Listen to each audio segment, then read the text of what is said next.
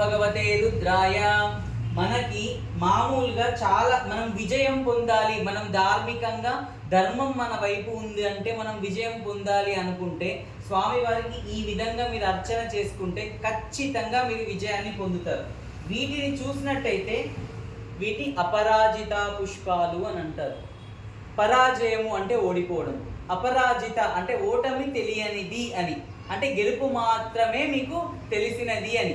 ఈ అపరాజిత పుష్పాలతోని మనం అర్చన చేసినట్టయితే స్వామివారికి మనము సత్ఫలమే తొందరగా ఆ కేసులలో నుంచి బయటపడి విజయాన్ని పొంది, కేసులనే కాదు మామూలుగా మనం ఏదైనా పోతున్నాం అక్కడ విజయంతో మనకు సంబంధం ఉంది అని అంటే ఖచ్చితంగా మనము ఈ సేకరించుకోండి, అపరాజిత పుష్పాలను సేకరించుకొని వీటితో అర్చన చేయండి. మనం ఇంతకుముందు 8 నామాలు చెప్పుకున్నాం కదా స్వామివారి, వాటితోనే భవాయ దేవాయ నమః, శర్వాయ దేవాయ నమః, ఈశానాయ దేవాయ నమః, పశుపతయే దేవాయ నమః, రుద్రాయ దేవాయ నమః, ఉగ్రాయ దేవాయ నమః, భీమాయ దేవాయ నమః, మహతే దేవాయ నమః.